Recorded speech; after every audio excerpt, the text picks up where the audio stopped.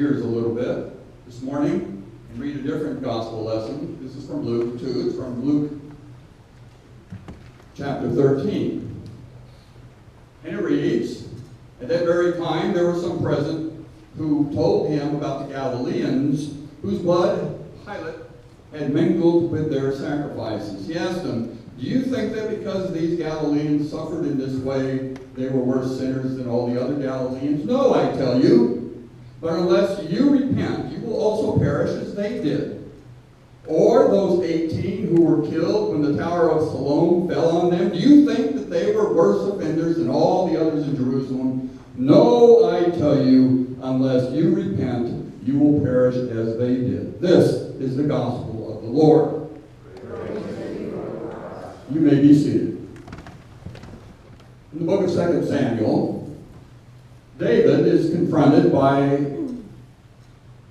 the prophet of the Lord. And I'd like to share that story with you.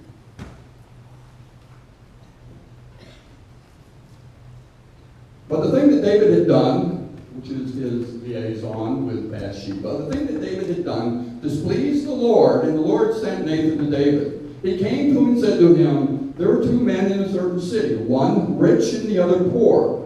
The rich man had very many flocks and herds, but the poor man had nothing but one little ewe lamb, which he had bought. He brought it up, and it grew up with him and with his children. It used to eat of his meager fare and drink from his cup and lie in his bosom, and it was like a daughter to him. Now there came a traveler to prepare for the wayfarer who had come to him. But he took the poor man's lamb and prepared for the guest who had come, and not from his own. Then David's anger was kindled against the man. He said to Nathan, 'As the Lord lives, the one who has done this deserves to die. He shall restore the lamb fourfold because he did this thing, and because he had no pity.' Nathan said to David, 'You are the man.'" So Maxine and I had a fairly free weekend, and so we decided to use the free weekend to do as little as possible, which we accomplished with great success. Of course, in the midst of our kicking back, we began to hear reports coming over the news that there was, yes, another shooting, another mass shooting. 20 people in El Paso were killed. And apparently, the perpetrator left a manifesto against the people that he was targeting during the shooting. And he had to do some traveling to get to El Paso. He came all the way from Dallas to do his killing. Okay. So I wake up this morning, I fix my coffee, my Jimmy Dean, and I pull up the news on my iPad, and oh boy, another mass shooting in Dayton, Ohio. 9 people killed. And so I was wondering, maybe we need to think about something else this morning than the sermon I had written. Ladies and gentlemen, what is going on in our country? I spent a year in Iraq where it was actually dangerous to go outside of your house to the people living there. And we probably took and treated as many civilians as we did military people who were caught in the crossfire or just at the wrong place at the wrong time. 2 straight days in October, we took 29 civilians, and the next day we took 30 into our hospital, many of them children who died in random acts of violence. And I've heard many say, well, at least we don't live in a country like Iraq, where who knows what will happen as you go about your business. But who knew that shopping in El Paso could be dangerous? Who knew that going to a bar in Dayton, Ohio could be dangerous? Now, I read that text from 2 Samuel because right now we're looking for people to blame. Who was it? The shooter, and what egged him on? who is to blame for that? And why are we so divided? Why are we so overcome with hate in this country that there are certain segments who want to earmark people for death and then go out and do it? Who's to blame?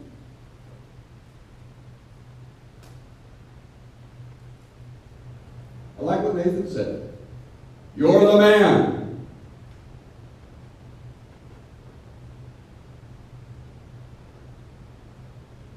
So each and every one of us at times like this need to hold up a mirror and ask ourselves, what are we contributing to the mess?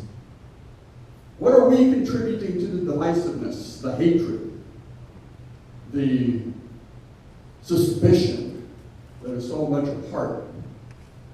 Maybe there have been a lot of mass shootings in this country before. I don't know, but it seems like they're coming along one right after another, doesn't it?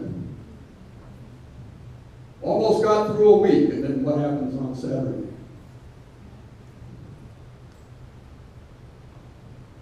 In our second lesson, there's a list of sins.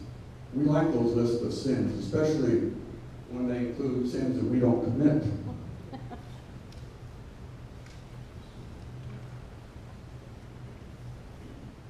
Now, put to death, therefore, whatever in you is earthly: fornication, impurity, passion, evil desire, and greed.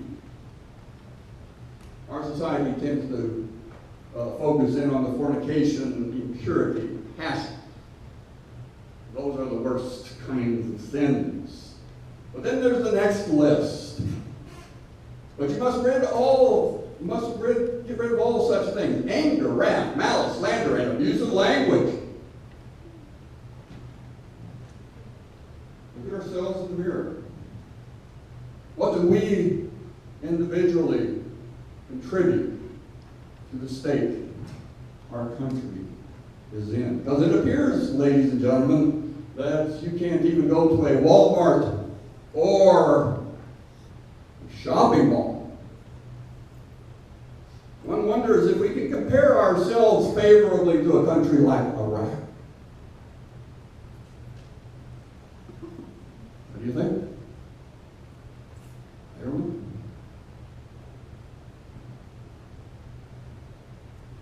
The text I read from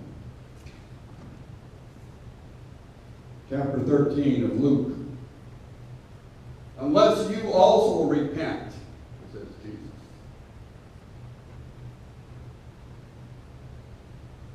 Look out at these things. Glad I wasn't there. Unless you repent, says Jesus. I'm glad I wasn't there when that terror fell. I wasn't there when Pilate mingled the blood in the sacrifice. Boy, was I lucky. Unless you repent, says Jesus. Seems like it turns the focus away from out there to us, to each and every one of us. We should all be saddened by what is happening in our country.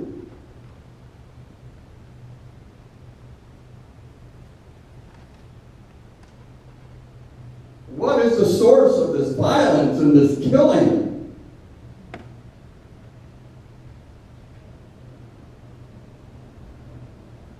You're the man, says Nathan. You're the man. You just know that we don't. Glad I wasn't there. As Jesus says, unless you repent.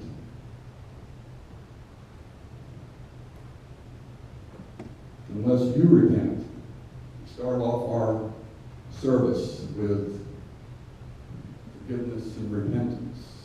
As we put that mirror up to us and we ask forgiveness.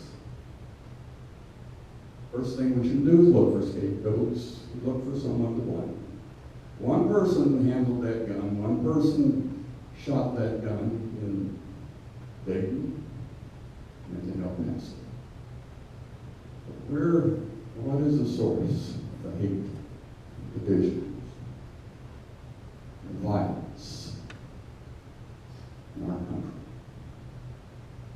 Let's find a way to end it. And we have a wonderful gospel of love that we can hand out to the world. Love, today the service started with proclaiming forgiveness to all of us. Right? You believe it? That's a start. And then we move from there. No big programs, no big protests, no getting involved in this group or that group, but just changing the way we operate with people on a daily basis. Just changing the way we talk about people on a daily basis. Just changing the way we look and think and wonder about people on a daily basis. Because peace doesn't come unless it starts with each and every one of us. And healing, the love that we so much want to be a part of our church and our community and our nation won't start until all of us, each and every one of us, begin to look deep within ourselves and change.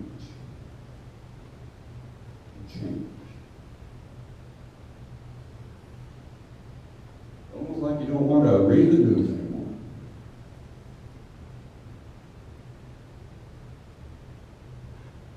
But the gospel is what we have to arm ourselves with. The gospel of love. The world took hold of Jesus too and killed him on the cross for us.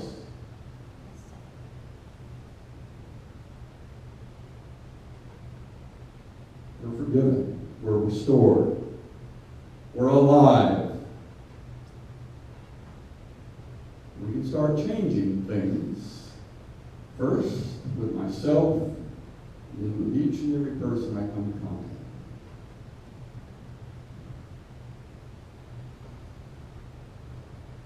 with. No, it hasn't been a good weekend.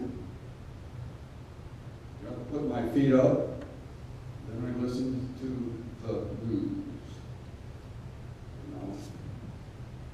Sometimes the news doesn't work out too well. But remember, Jesus loves you. Remember, Jesus asked us to love our neighbor. As simple as those words are, and as hard as they are to do, it constitutes a way out